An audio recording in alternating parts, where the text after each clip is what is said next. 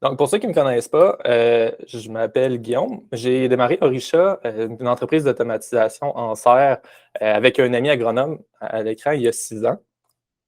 Puis, je suis un ingénieur logiciel de formation. Fait que j'ai pas une expérience de producteur sur une ferme. Puis, on peut me voir ici avoir l'air très intelligent, attendre qu'il pleuve dans la serre. Pour vous donner une idée, mais heureusement, j'ai eu la chance de parler avec énormément de gens passionnés dans le domaine, autant des producteurs que des agronomes, des physiciens, même ingénieurs, chercheurs. Puis ça fait qu'au bout d'une couple d'années, on finit par apprendre une couple de trucs. D'ailleurs, je veux remercier toutes ces personnes-là. Ben, au final, l'expertise que j'ai développée là-dedans, c'est beaucoup au niveau du contrôle climatique, puis de l'automatisation des serres, principalement les serres maraîchères. Fait que comme je disais tantôt, mon objectif aujourd'hui, c'est vraiment de faire circuler les idées au travers de tous les gens à qui j'ai parlé, tout ce que j'ai vu, essayer de vous amener qu'est-ce que je trouve le plus intéressant là-dedans. Puis je vais en parler, essayer de sortir les principes un peu pour guider les prises de décision, mais aussi, je vais essayer de rendre ça le plus concret possible pour que vous puissiez vraiment retirer des trucs pour appliquer à vos projets. Fait que ça, c'est un peu qui je suis en 20 secondes. Maintenant, comme je disais tantôt, j'essaye de quoi de nouveau avec un petit sondage. C'est juste savoir qui est-ce qui produit déjà l'hiver. C'est ma première question. Je vous lance ça, puis j'ai mis à l'écran où est-ce qu'il faut cliquer pour aller répondre. Dites-moi si ça fonctionne. Encore une fois, thumbs up ou main levée pour me dire. Il y en a un qui l'a fait, good. Il y a un petit 10 secondes pour ça. C'est juste pour donner une idée. Je vais essayer de calquer la présentation un petit peu sur qu'est-ce que vous répondez. OK. Fait qu'un petit peu de tout. Ça, c'est ma première question. Deuxième question que je vais lancer en même temps. C'est quoi votre principal objectif en vous lançant dans les serres froides? Parce que je pense qu'avant de commencer, c'est toujours bon pour pouvoir prendre les bonnes décisions, où est-ce qu'on s'enligne. Vraiment savoir c'est quoi votre objectif en se lançant dans ce projet-là. Encore une fois, je vais attendre de voir si ça marche. Il devrait y avoir 2 sondages qui est possible de répondre en ce moment.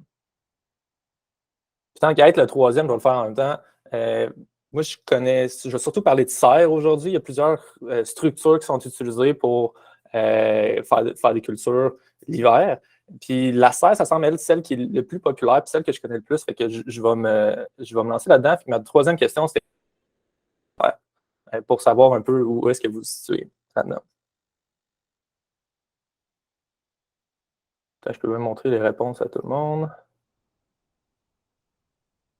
Petit exercice technologique un matin. Ça se passe bien.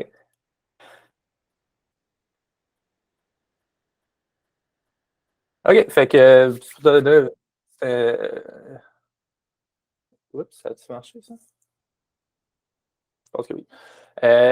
La plupart des gens comptent produire l'hiver l'an prochain. Il y en a 2 qui produisent déjà, peut-être un jour, 2 aussi. L'objectif principal, rentabiliser les structures, fait que la serre, les fourmaises, etc., puis équilibrer la charge de travail sur toute l'année.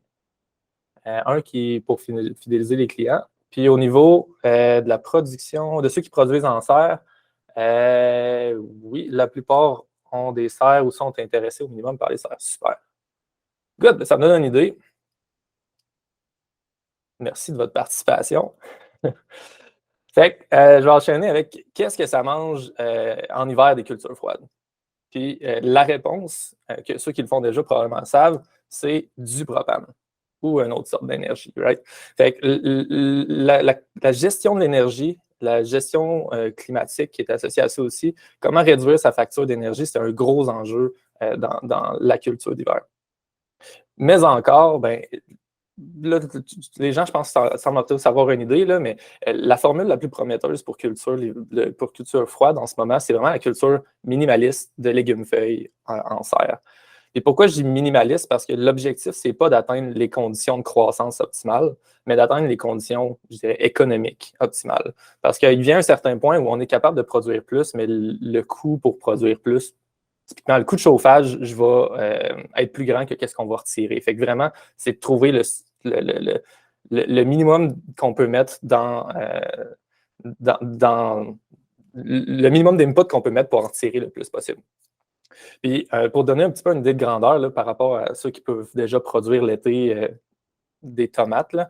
En tomate, on voit des gens qui font 300 $ par mètre carré de surface de production et plus, versus bon, j'ai pris les épinards là, parce qu'il y a une étude du CETAB qui a été faite là-dessus, fait que j'ai des chiffres tangibles, mais ça se trouve plus à être autour de 75 $ par mètre carré, fait qu'il y a 4 fois moins de revenus par mètre carré en culture froide qu'en culture l'été, qu'en tomate. Fait que ça veut dire que ben, pour rester rentable, rester profitable, c'est important que les dépenses suivent aussi.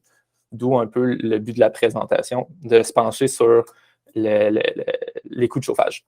Fait que ce qui nous attend dans la prochaine heure, ça va être, premier point, regardez, quand on planifie d'installer une serre, pour ceux qui n'en ont pas déjà une, ou si vous voulez en installer une autre dans le futur, ben, quelques concepts intéressants à tenir en compte. La deuxième partie, ça va être la plus grosse. Ça va être comment les outils qu'on a pour réduire sa facture de chauffage, quelques pistes pour vous de comment appliquer ça. Puis la dernière section qui est très courte, là, ça va être maximiser l'impact de chaque dollar d'énergie. Ça va être surtout au niveau de la planification des cultures. Fait que, grosso modo, on va regarder comment on peut mettre moins d'argent en propane ou en énergie, puis plus d'argent dans nos poches. Puis j'en profite aussi avant de me lancer pour de vrai. Là, si vous avez des questions, n'hésitez pas à unmuter votre micro, puis participer, là, ça va me faire plaisir. Ça va être plus intéressant que moi qui parle tout seul pendant une heure. Good. Donc, où installer sa serre pour ceux que ce n'est pas encore fait. Ceux que c'est fait, puis sûrement qu'il y a des affaires qui peuvent être intéressantes pareil pour vous autres. Premier point, j'ai une amie qui disait la lumière est reine. Puis la raison de ça, si vous êtes comme moi, vous avez déjà entendu que 1% de lumière, ça reprend à peu près 1% de rendement dans le légume. Puis ça veut dire que les journées ensoleillées d'été vont avoir une super grande quantité d'énergie que ça va amener à la serre, autant pour la croissance des plantes que pour les coûts d'énergie, parce que ça va chauffer notre serre gratuitement. Puis l'hiver, ben, le soleil est plus bas dans le ciel, je ne rentre pas trop dans les détails, mais la capacité, l'intensité de la lumière est beaucoup plus faible. Fait que c'est vraiment un enjeu important à garder en tête pour une couple d'affaires sur la ferme, principalement en culture d'hiver, parce que l'impact est super grand. Puis comme je disais tantôt, les marges ne sont pas nécessairement grandes, fait que c'est important d'optimiser le plus possible. J'ai mis un petit graphique à côté, là, ça représente le potentiel de lumière. Fait que par la plus belle journée ensoleillée d'été, puis la plus belle journée ensoleillée d'hiver, quelle quantité de lumière on obtient. Fait que vous pouvez vous dire, ça représente à peu près la proportion de rendement qu'on pourrait s'attendre entre l'été et l'hiver. Puis j'ai mis des petits logos. Ça va être mon unité de mesure d'énergie de chauffage. C'est une fournaise de 200 000 BTU. Fait que, en été, le soleil va chauffer pour l'équivalent de 5 fournaises de 200 000 BTU versus l'hiver, c'est juste une, alors qu'on aurait plus de besoin. Mais c'est comme ça. Donc, tenez en compte de la lumière. Puis ça, qu'est-ce que ça veut dire? Bien, quand on choisit, par exemple, l'orientation de la serre, c'est un point que si vous produisez l'hiver, allez-y pour quelque chose est-ouest. Fait que le long axe de la serre va partir d'est en ouest. Puis pourquoi? Ben, c'est que Jacques de Climax, il me parlait de ça, là, ils ont fait le test, puis dans la serre est-ouest, ils ont obtenu 50% plus de lumière, 50% plus d'énergie que dans celle qui est orientée nord-sud. Donc, déjà là, un point à tenir en compte. Ça va avoir un impact aussi sur l'été, mais je pense que ça va être plus important pour votre culture d'hiver, d'orienter votre serre de ce sens-là. Deuxième élément, justement parlant de Jacques. Bon matin, Jacques. Je viens de parler de toi.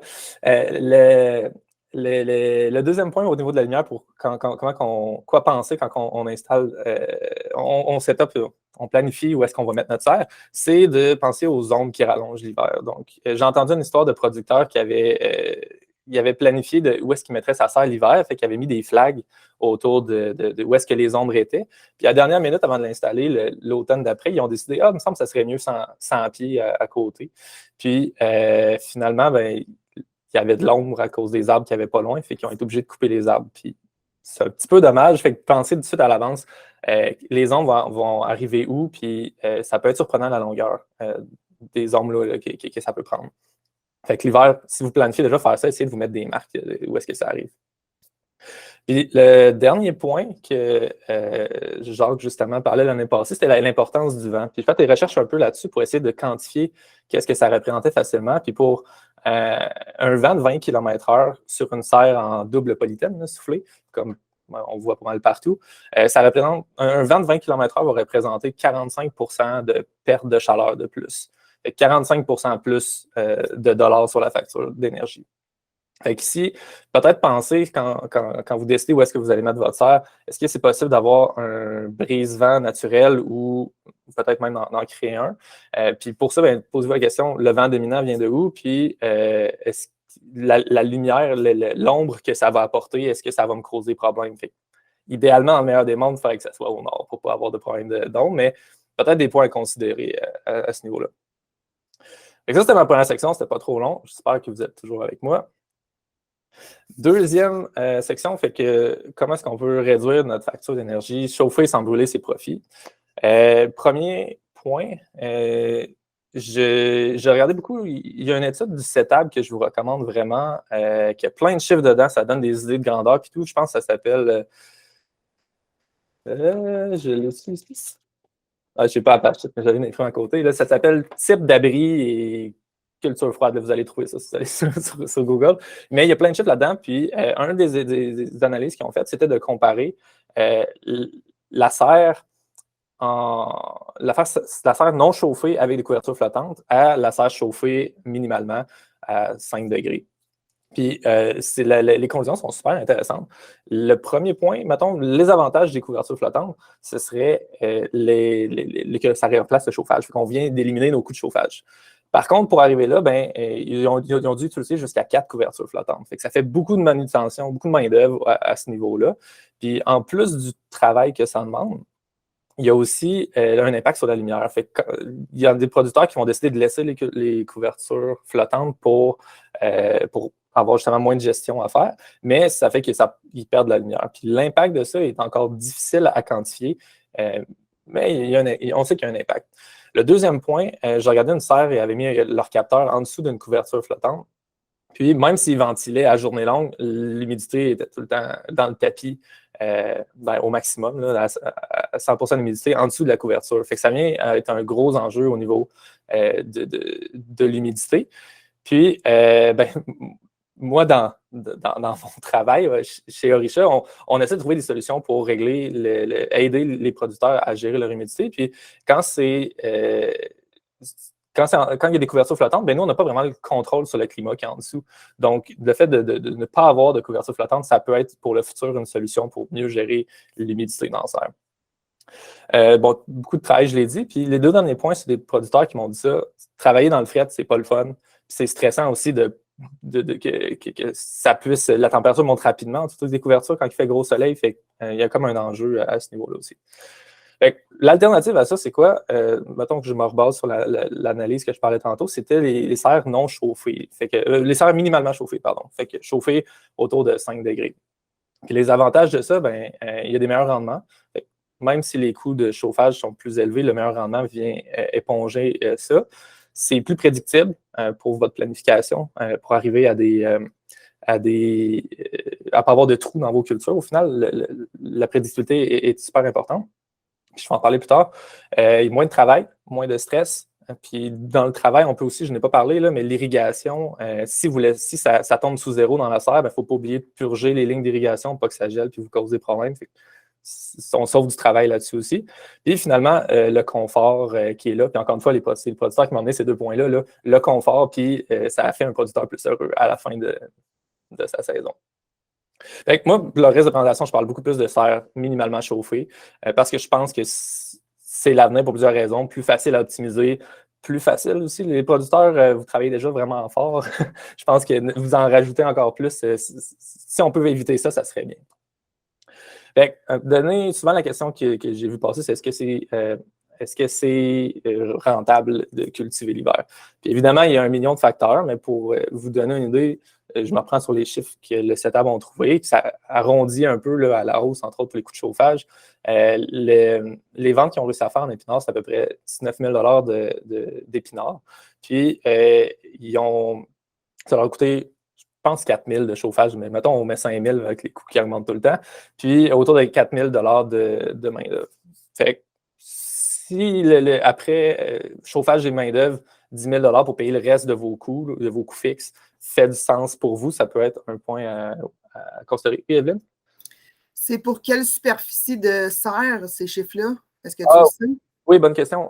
Tous les chiffres que j'ai mis dans la présentation, c'est pour des serres individuelles 30%. C'est bon? Si vous avez d'autres questions, n'hésitez pas. Donc, c'est ça. Là, ce qui reste à penser, c'est est-ce que ces chiffres-là permettent de couvrir les coûts fixes puis quand même se garder une marge à la fin de la saison? Normalement, les coûts fixes, ben, il y en a beaucoup qui sont déjà là pour l'été anyway. Donc, c'est juste ça permet juste de rentabiliser plus vite, mais il y a quand même des coûts comme le déneigement qui peuvent être à considérer supplémentaires. Donc, comment est-ce qu'on peut réduire la facture d'énergie pour pouvoir garder une encore plus grande marge là-dessus? J'ai 3 points à vous amener à ce niveau-là. Là. Le premier, ça va être au niveau de l'isolation. Le deuxième, comment optimiser le climat dans la serre pour essayer de minimiser ses coûts de chauffage. Puis le troisième, le chauffage électrique. Où est-ce qu'on en est avec ça? Là? Je suis censé redonner cette présentation-là en anglais. Je pense qu'il va falloir que j'enlève le bout électrique parce qu'au Québec, on est vraiment chanceux. Bon, fait que l'isolation. L'isolation, encore une fois, divisée en sous-sections. On va parler d'infiltration d'air, contact avec le sol, contact avec les parois de la serre. Puis le dernier point qui est important, puis qui est un peu plus sournois, c'est la radiation, parce qu'on est moins familier avec ça. Puis la radiation, ça représente à peu près 35% de l'énergie qui est perdue, selon l'Université du Massachusetts, je pense qu'il disait ça. Donc, premier point, je vais essayer de vous amener des chiffres, encore une fois, pour les serres 30%. Merci Evelyne de forcer à préciser. Puis, tout ce qui est payback ou période de retour sur investissement, c'est calculé sur une facture annuelle de propane de 15 000 Fait que c'est des chiffres que le producteur m'a dit que ça faisait du sens.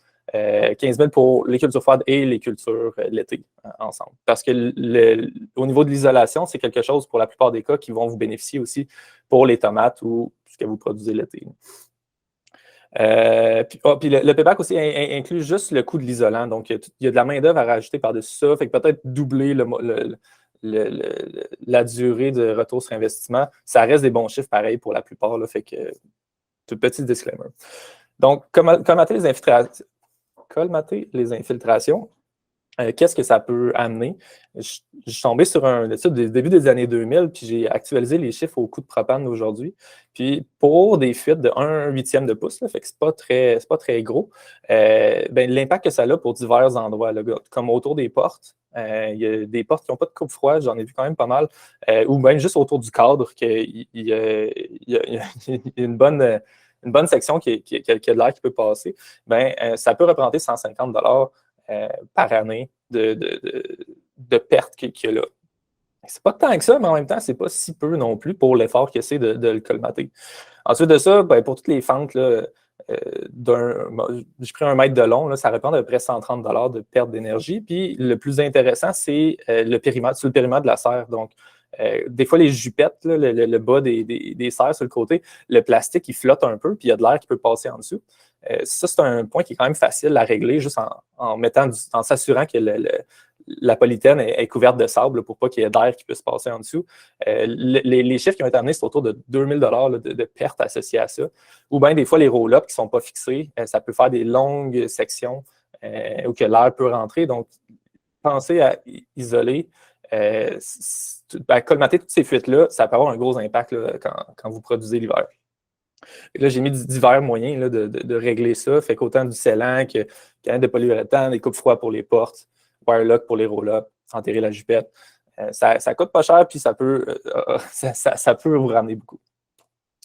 Un deuxième point, je parle encore de jupette, là, mais c'est l'isolation au niveau du sol. J'en ai vu quand même pas mal qui en ont. Il y en a pas mal aussi qui n'en ont pas. Qu'est-ce que ça peut amener comme retour de faire ça? Ça se situe quand même assez élevé, là, autour de... J'ai séparé les deux, là, mais souvent, c'est fait ensemble. Fait que les deux ensemble, ça représente autour de 3 000 par année sur le 15 000 que je parlais tantôt. Fait quand même un gros impact pour quelque chose qui ne revient pas si cher que ça, encore une fois. Fait retour sur investissement de moins d'1 an. Ça peut être fait en panneau isolant. ou cœur de porte, là, que j'ai vu beaucoup utiliser. Puis je pense qu'il est plus simple parce que tu n'as pas besoin d'envelopper ton panneau isolant. Bref, si jamais vous voulez de l'information là-dessus, je peux vous transférer le document que j'ai à ce niveau-là. Côté nord, il n'y a pas grand photo de côté nord isolé. Ça, c'est la meilleure que j'ai trouvée.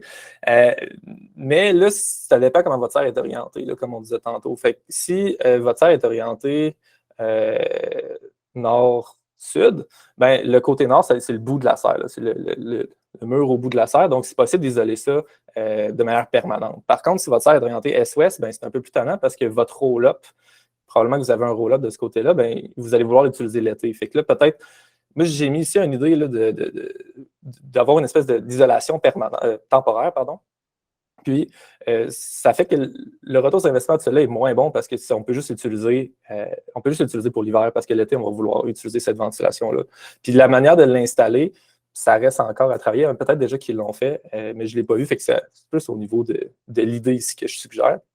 Versus le bout de serre, encore une fois, on peut l'isoler en cœur de porte ou avec des panneaux isolants.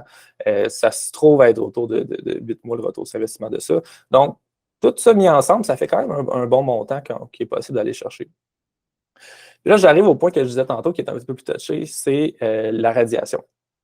Donc, la radiation, c'est quoi? Ben, je vais vous donner un exemple là, avec ma petite photo stock de quand on s'assit sur le bord d'une fenêtre. Il a beau faire 20 degrés en dedans, l'air est à 20 degrés, mais on sent quand même le froid au travers de la fenêtre, mettons par une journée froide. Donc, c'est le même effet que les plantes vont sentir. Fait que si je coule d'une fenêtre, c'est la serre. Puis, ils vont perdre de l'énergie. Pardon. Ils vont perdre de l'énergie juste par rayonnement. Là. Fait que un peu la même manière que le soleil amène de l'énergie dans la serre. Puis, qu'est-ce qu'on peut faire contre ça? Ben, il y a des polythènes, là, des plastiques qui ont des traitements pour conserver les infrarouges, là, qui est la radiation, on va dire, à l'intérieur de la serre. Puis, ben, tantôt, je parlais de papier aluminisé pour le côté nord, là, au niveau du roll-up. Ben, ça aussi, l'effet réfléchissant de ces panneaux-là peuvent permettre de garder l'énergie dans la serre. Puis, j'ai écrit à l'écran, un sol à 5 degrés, ça représente, c'est vrai, je voulais le mettre en unité de fournaise, ça représente à peu près deux fournaises de 200 000 BTU en termes de chaleur que ça émet constamment. Puis ça, cette chaleur-là, ben, si on ne fait rien, elle va s'en aller dans l'air, dans l'atmosphère, surtout quand il n'y a pas de nuages qui peuvent refléter ces éléments, cette énergie-là. Donc, c'est sûr qu'on va en perdre, mais si on est capable de bien protéger ça, on est capable de garder une quantité d'énergie, on peut bénéficier de ça. Puis, comment est-ce qu'on peut faire ça, à part avoir le plastique pour la polythène infrarouge? Ben, c'est d'en avoir une autre couche. J'ai vu toutes sortes de plans d'abri dans la serre qui ont été essayés. Là. Il y a toutes sortes d'idées créatives qui ont été faites à ce niveau-là. Ça, c'est une photo qu'on m'a envoyée récemment là, de Chapeau Melon, qui, eux, ils ont vraiment construit comme une serre dans la serre. Puis, ce qui est intéressant avec cette construction-là, puis il y en a d'autres aussi, c'est possible de mettre des roll-ups, de mettre des moteurs de roll-up dessus. Donc, c'est possible de l'automatiser. C'est possible de ne pas avoir à tirer sur 4 couvertes en même temps. Puis, ça vient rajouter une couche qui permet d'aider avec les infrarouges. Ainsi que toutes les sortes de pertes d'énergie, sauf l'énergie perdue au travers du sol. Donc, c'est une idée qui est de plus en plus mise de l'avant. J'ai vu une couple de projets à ce niveau-là. Puis, ça semble prometteur quand même. L'enjeu que je vois avec ces structures-là, qui est à vous de considérer si c'est problématique pour vous, ça reste, ben, il y a le coût, là, on ne s'en sort pas. Je ne sais pas ça chiffre à combien, mais ça reste quelque chose qui est encombrant. Comme là, sur la photo, je ne sais même pas s'ils peuvent se tenir debout. Donc, est-ce que ça peut être un enjeu au niveau du travail? C'est tannant parce que c'est encombrant. Puis, quand il arrive le moment de planter des tomates, est-ce que ça va être un problème? Est-ce qu'il faut le démonter? Fait moi, je trouve ça intéressant, mais je pense qu'on peut pousser encore la créativité dans le milieu un peu plus loin. Puis, j'ai une idée à vous suggérer. Encore une fois, c'est une idée qui n'a pas été testée. S'il y en a qui veulent l'essayer, ça me fait plaisir de vous partager le plan que j'ai à ce niveau-là. Mais l'important, c'est de se dire comment est-ce qu'on peut garder notre radiation, puis comment est-ce qu'on peut ajouter à l'isolation de la serre. Parce qu'au final, tous ces projets-là, ils ont un gros impact sur combien ça va vous coûter à la fin de l'année. Et l'idée que j'ai à vous proposer pour ça, c'est au niveau de... La meilleure façon que je peux l'expliquer, là, je ne suis vraiment pas un très bon artiste, fait que je n'ai pas essayé de le dessiner, mais c'est un peu le principe de toile thermique. Mais les toiles thermiques typiques, on va dire, ça va coûter, j'ai entendu des chiffres autour de 20 000 $, fait qu'on ne veut pas se lancer là-dedans, mais de reproduire l'idée d'un roll-up à peu près où ce que serait la toile thermique dans la serre. Fait que se refaire un toit qui pourrait être là de manière permanente, puis on peut même réutiliser les moteurs de roll-up l'hiver pour activer ce roll-up-là pour permettre de mettre la polythène puis l'enlever. Je pense, les idées que j'ai à ce sujet-là sont relativement low cost. Je pense qu'il y a moyen de s'en sortir.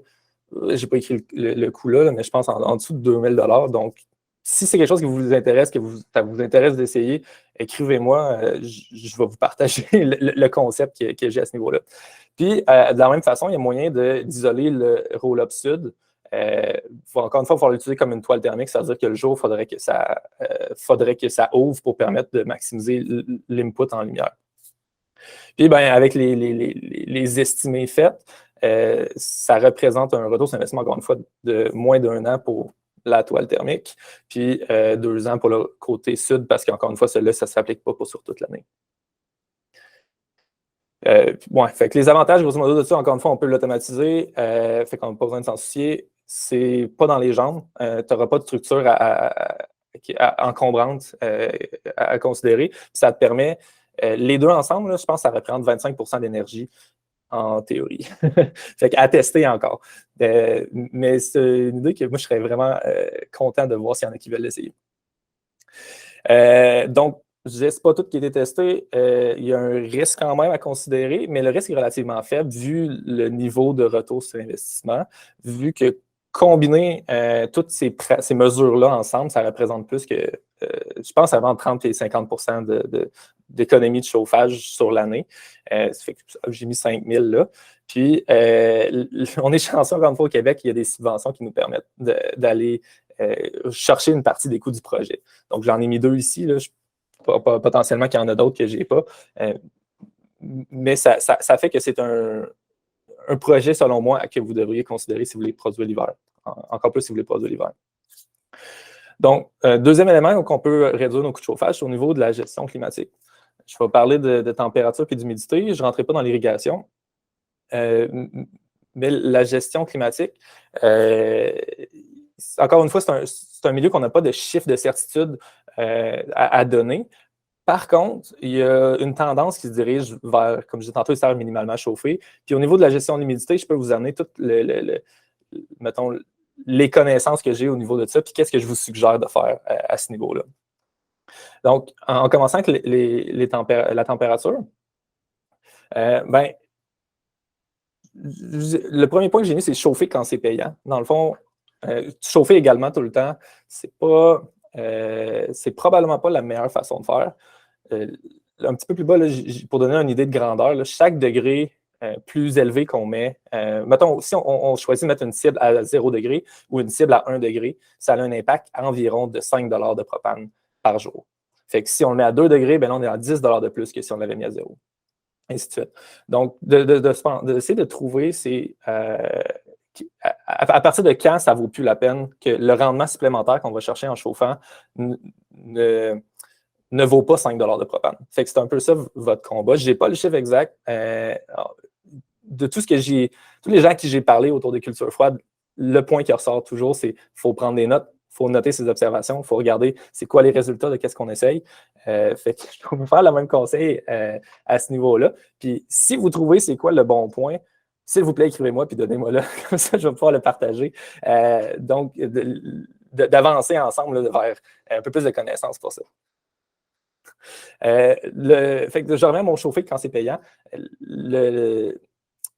Un des points à considérer, c'est en début de saison, on veut endurcir les plants. On ne veut pas les chouchouter trop pour qu'ils deviennent un peu plus résistants au froid, un peu plus résistants au gel. Comme ça, s'il y a quelque chose qui arrive, la température descend, on va avoir moins de pertes à ce niveau-là. Puis aussi, ben, ça ne vaut peut-être pas la peine de chauffer pour rien quand on est dans des périodes où il n'y a pas beaucoup de lumière. Fait que typiquement, novembre, décembre, janvier, il y a peu de lumière, donc ça vaut moins la peine de chauffer.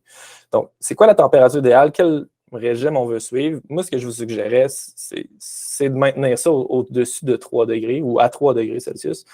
La raison pour ça, c'est qu'on évite tous les enjeux du gel. Pourquoi pas 0? Ben, c'est qu'il y a les idées de radiation aussi. Fait que même si l'air est à 3 degrés, ben, on perd quand même d'énergie en radiation. Est-ce que 3, c'est le meilleur chiffre? Encore une fois, le mieux que je peux vous dire, c'est partez de ça, observez qu'est-ce qui se passe, puis ajustez, montez-le, ou même vous pouvez essayer de le descendre pour sauver le 5 par jour que je parlais. Mais moi, si je partais aujourd'hui, ce que je ferais, c'est que je le mettrais à 3 degrés au début de la saison pour éviter le gel, pour éviter les enjeux avec l'irrigation.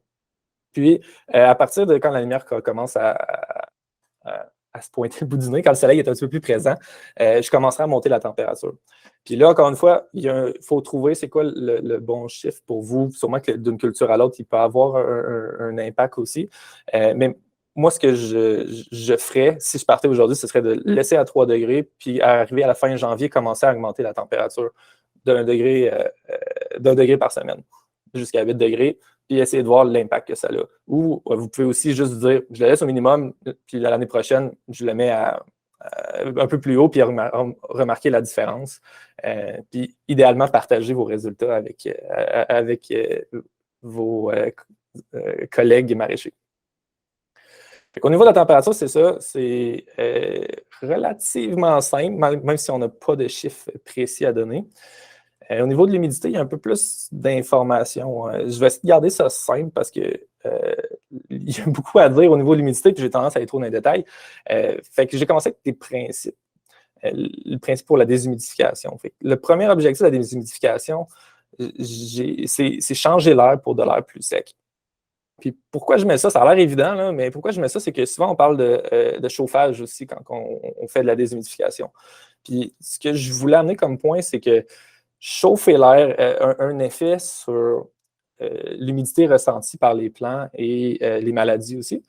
Par contre, ça va juste être un effet temporaire parce que dès que la température va redescendre après votre coup de chauffage, vous allez avoir perdu le gain que vous avez, puis ça va en fait probablement transpirer les plantes un peu plus. L'impact que ça a,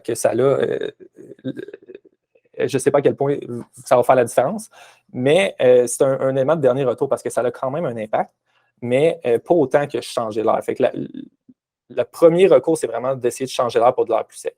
Puis plus l'air est froid dehors, plus ça va être efficace. Mais plus il va falloir chauffer pour compenser la perte d'énergie.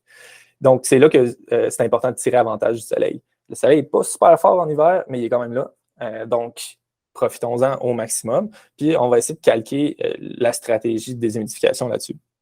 Puis, le dernier point, favoriser des pulses plus fréquents, mais moins longs. Ça vient faire des moins grandes swing de température. Donc, ça va être un peu moins choquant sur vos plans. Puis, peut-être moins de risque de condensation aussi. J'aimerais ça encore faire le calcul pour voir si rentrer de l'air froid augmente les risques de condensation, mais en attendant de le savoir, évitons ça. Ça va revenir à peu près au même, puis ça va aider nos plantes. Donc, première pratique qu'on peut faire, c'est pas vraiment une pratique, là, mais éviter de déshumidifier pour rien. J'en parlais moins avant. Dernièrement, en parlant avec des producteurs, je me suis dit peut-être que ça pourrait être un point intéressant à considérer. C'est qu'il y a comme deux grandes familles de capteurs d'humidité. Puis, ils ont des différences. Là. Si j'explique grosso modo, les capteurs électroniques, ils vont être, les capteurs d'humidité électronique, ils vont être moins précis. Puis, ils vont perdre la précision avec le temps. Nous autres, chez Richard, on a utilisé plusieurs. On a essayé plusieurs, puis ils s'améliorent tout le temps, mais ils finissent toujours par avoir un décalage. Puis, fait ça, quand on considère que les coûts de déshumidification, l'été, du moins, là, ça se trouve être autour de 30% de la facture d'énergie. Ben, avoir un capteur qui affiche tout le temps une humidité plus haute, ça peut vous causer, ça peut avoir un impact significatif. Puis, l'autre sorte de capteur, ça va être des capteurs appelés bulbes secs, bulbes humides. Puis, grosso modo, ça fonctionne avec deux capteurs de température. Il n'y a pas de capteur d'humidité là-dedans. Donc, cette façon-là de mesurer l'humidité est plus précise. Puis, beaucoup d'agronomes qui nous avaient demandé de travailler là-dessus parce que pour avoir justement cette précision-là. Puis ça, ben, la précision, c'est là que ça peut vous éviter de déshumidifier pour rien. Puis, il y a comme un coût supplémentaire au bulbe sec, bulbe humide. Là. Il y a le coût monétaire, mais il y a aussi le fait que ça vient avec un peu plus de maintenance parce qu'il y a une bouteille d'eau là-dedans. Puis, il faut remplir l'eau à toutes les... Bon, ça varie selon la taille de la bouteille, puis selon le niveau d'humidité de votre serre. Mais l'hiver, il va avoir un moins grand impact. Fait que, pour ceux qui hésitaient à cause de ça, ben, ça peut être c'est moins important l'hiver, puis ça peut vous amener une meilleure lecture avec l'humidité qui est souvent dans les hautes humidités. Point à considérer, ça ne fonctionne pas sous zéro pour l'humidité. Juste à mentionner. Bref, considérez ça, peut-être, ça peut être un enjeu qui va pouvoir vous aider. Fait avoir un capteur précis. Deuxième point, éviter la condensation. Pratique qui est importante l'été comme hiver, parce que la condensation, ben, ça fait de l'eau ça condense. Puis ben, l'eau que la plante n'utilise pas, ben, c'est de l'eau pour des champignons, fait que ça augmente les risques de maladies, dans le fond, dans les serres, qui est un des enjeux importants que je n'aurai pas le temps de parler aujourd'hui, mais il y a quand même un petit peu d'informations disponibles à ce niveau-là. Grosso modo, on veut éviter les conditions froides et humides le plus possible. Pour éviter les maladies. Fait que la condensation, c'est un ennemi. Puis comment est-ce qu'on peut faire ça? Ben, c'est au lever du soleil, il y a une pratique que beaucoup ont entendu parler de faire une purge de déshumidification au lever du soleil. Ben, ça peut être ça. Sinon, il y en a un autre qui est d'utiliser les fonctions de ramping sur les contrôleurs climatiques, et d'éviter que la température monte trop vite quand le soleil se lève, parce que ça va créer un lag, si on veut, un écart entre la température de l'air et la température du sol. Puis, je suis allé mesurer un peu l'impact que ça a, puis grosso modo, si ton sol est 5 degrés plus froid que l'air, ben, c'est plus 100% d'humidité qui devient le point de condensation qu'il faut considérer, ça va être 75%. Fait que pour chaque degré d'écart, c'est 5% d'humidité de différence. Là, ça va condenser 5% plus tôt. Ou 1 gramme par mètre cube en termes de déficit d'humidité, en tout cas, je ne m'embarquerai pas là-dedans, mais le langage des plantes là, que Jacques disait l'année passée, j'ai bien aimé ça, c'est la manière de mesurer l'humidité qui se rapproche le plus de ce que les plantes vont ressentir, puis qu'est-ce que les champignons aussi vont ressentir. Fait qu'on évite la condensation le plus possible. Un autre élément, couper le cycle de développement des maladies. Ici, j'ai séparé ça en comme 2 modes, 2 façons de le penser, on pourrait dire. Le premier, je l'ai appelé le mode gratuit, le free mode. Ça, c'est celui qu'on veut faire sans chauffage. Donc, pardon, on veut profiter du soleil au maximum. Fait que quand le soleil chauffe la serre tout seul, sans l'aide d'une fournaise, ben, c'est là qu'on se considère dans ce mode-là. Puis la pratique que je vous propose, tout ce que je dis n'est pas nécessairement facile à implémenter, mais c'est le plus simple que j'ai réussi à ramener ça. C'est de se dire, quand ça fait 20 minutes que la fournaise n'a pas fonctionné, on peut assumer que c'est le soleil qui chauffe la serre. Puis rendu là, on veut rester 2 degrés au-dessus du minimum, mais on veut quand même limiter les risques de maladie, limiter les enjeux phytosanitaires. Donc, on va vouloir, plutôt que de chauffer plus, de profiter de la chaleur, on va vouloir sacrifier la chaleur pour réduire l'humidité, fait que pour ventiler. Puis, mettons, je suis allé voir des producteurs aux États-Unis qu'eux autres, ce qu'ils faisaient, c'est que le jour, ils ne chauffaient pas pantoute, jamais. Puis, ils ventilaient à côté. Ils ventilaient toute la journée pour justement faire descendre l'humidité. Puis, il n'y avait pas de problème avec ça. Ils chauffaient juste la nuit. Donc, c'est un peu ça ici, mais je pense que le Québec est quand même un peu plus froid. Donc, ce que je suggère, c'est juste de faire ça quand il fait soleil.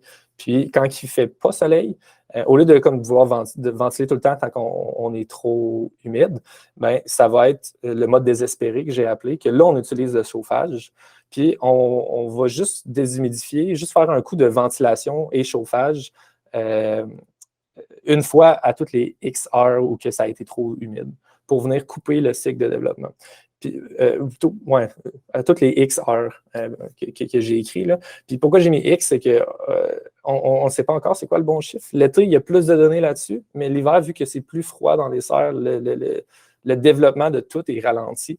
Donc, on peut se permettre d'aller plus loin, mais on ne sait pas encore jusqu'où. Donc, moi, ce que je vous suggérerais, encore une fois, ce que je ferais si je commence aujourd'hui avec l'information que j'ai, c'est de partir à essayer de déshumidifier à toutes les 10 heures.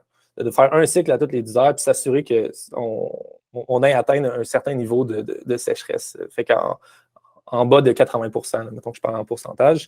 Puis d'observer, encore une fois, l'observation est importante, d'observer qu'est-ce que ça donne, puis de s'ajuster. S'il y a des problèmes, peut-être changer le 10 heures pour 9, 8, 7, descendre ça, jusqu'à temps qu'on atteigne le point où on n'a plus de problème. Puis s'il n'y a pas de problème, on peut pousser notre lock, puis peut-être essayer 11, 12, 13, puis monter comme ça, pour essayer de minimiser le plus possible la quantité d'énergie qu'on met là-dedans, si ça ne sert à rien. Dernier point au niveau de l'humidité. Commencer la nuit au sec. La nuit, il n'y en a pas le soleil pour nous aider à déshumidifier. Fait que s'il fait beau soleil pendant le jour, on peut se permettre d'être plus agressif. Moi, encore une fois, essayer de rendre ça actionnable. Ce que je suggérerais, ce serait de 3 heures avant le coucher du soleil. Quand on est en free mode, on met notre cible un peu plus agressif. Au lieu de viser 3 grammes par mètre cube, on vise 4 grammes par mètre cube. Puis là, c'est un petit peu tricky. Là. Le pourcentage, il passe de 80 à 40%.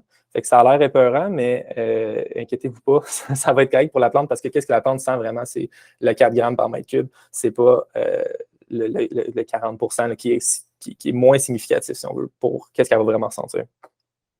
Puis j'ai mis une petite mention en dessous, là. Attention à l'irrigation. Dans le fond, typiquement, c'est tout le temps très humide dans les serres. Si vous réussissez à atteindre un climat plus sec, peut-être que ça va impacter la quantité d'eau que vos plants ont besoin.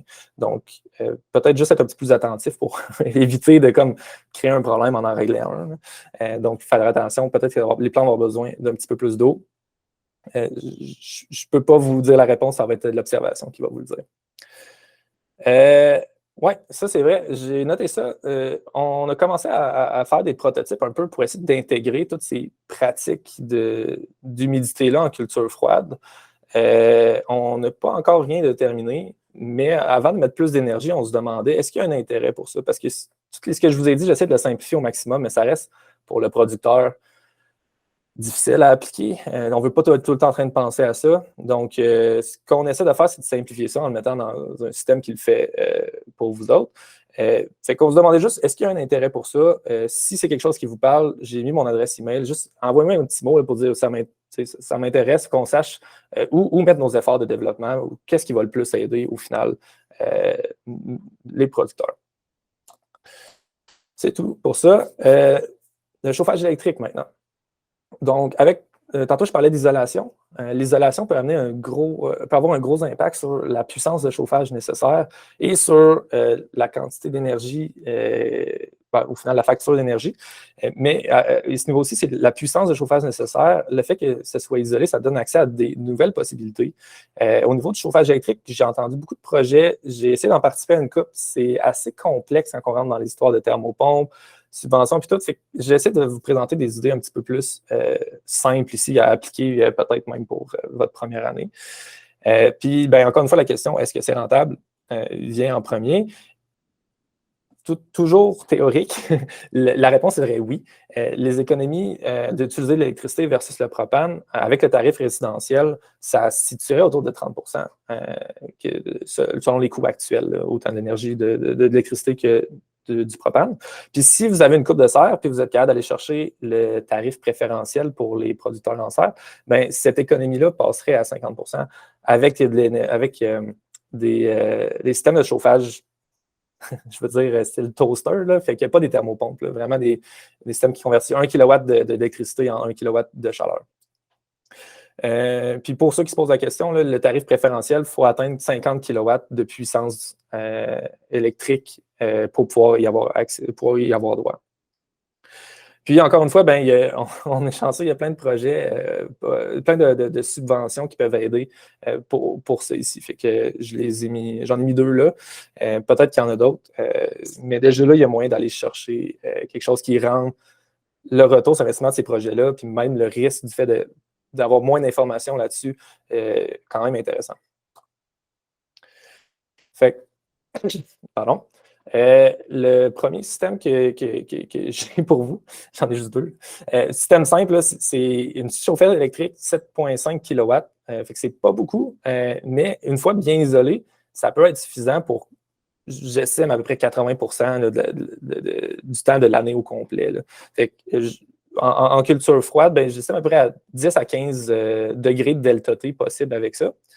Donc, on a toujours le propane qui va être là en backup ou juste pour compenser quand c'est pas assez puissant, mais ça peut faire une grosse partie de la job. Donc, puis ça coûte pas tant cher. Donc, ça peut être un plan à essayer là-dessus. Peut-être l'enjeu à ce niveau-là, ça va être l'ampérage que ça tire. Donc, est-ce qu'il y a de la place sur votre panneau électrique? Va peut-être falloir faire un électricien, il faut que ça augmente les coûts, mais ça peut être une idée à penser. Autre limitation de ça, il n'y a pas moyen de mettre de ballon là-dessus pour emmener la chaleur directement au plan. Donc, c'est pas optimal, mais ça peut déjà être un bon aide à utiliser des modems au propane standard. Deuxième élément que j'ai entendu parler dans les dernières semaines, une couple de personnes parlaient de ça, c'est le chauffage radiant. Mais encore une fois, comme la toile thermique, c'est pas d'y aller avec ce qui se fait dans les grosses serres qui coûtent une beurrée, mais des versions un peu plus créatives. Puis ben, ici, j'ai entendu parler de chauffer de l'eau puis de faire passer ça dans les carlons autour des plantes pour laisser la radiation. Ben, c'est comme du chauffage à eau chaude, dans le fond, là, pour chauffer les plants. Fait que là, ça permet, si vous avez des petits abris dans les serres, comme tantôt, je parlais d'ajouter encore plus d'isolation en mettant un petit abri dans la serre ou la serre dans la serre, ben, des fois, la fournaise est dans le haut de la serre puis elle ne peut pas chauffer dans les abris. Fait que ça permettrait d'amener la chaleur vraiment dans les petits abris. Fait que ça peut être intéressant pour ça. Puis peut-être qu'il faudrait le tester, mais si on met un capteur à côté des plantes, ben, c'est probablement pas la même chose que ce qu'il y a dans le top de la serre non plus. Fait que peut-être qu'il y a moyen de sauver de l'énergie encore plus avec ça. Je ne vais pas plus loin là-dessus. Fait que c'était au niveau du chauffage électrique, je donnais des petites idées que je n'avais pas vues passer, puis que je pense qu'il peut avoir un impact intéressant, puis que ça peut être intéressant à explorer ces pistes-là. Ma dernière section, elle va être assez brève, là, c'est maximiser l'espace. Beaucoup de ce que j'entends, de ce que j'ai lu, se trouve au niveau des planifications culturales, de bien planifier quand est-ce qu'il faut planter ces plants pour ne pas avoir de trous dans la récolte, puis pour pouvoir aussi maximiser combien de récoltes on peut faire avec une culture. Puis, autant réduire les coûts va être important pour la rentabilité, autant augmenter ses revenus est important. Et, ben, pour ça, il faut être assez précis. Les conseils que j'ai pour vous, c'est de partir d'un calendrier, si vous ne l'avez jamais fait, partir d'un calendrier de producteurs qui produisent déjà l'hiver. Si vous ne connaissez pas de producteurs qui produisent déjà l'hiver, il y a peut-être la RJME ou sinon le livre là, Le maraîchage nordique de Jean-Martin Fortier et Catherine Sylvestre, il y a déjà un plan là-dedans sur lequel vous pouvez partir. Puis après ça, vous pourrez adapter ça à votre ferme. Au moins, ça vous donne un plan de départ, pas besoin de réinventer la roue.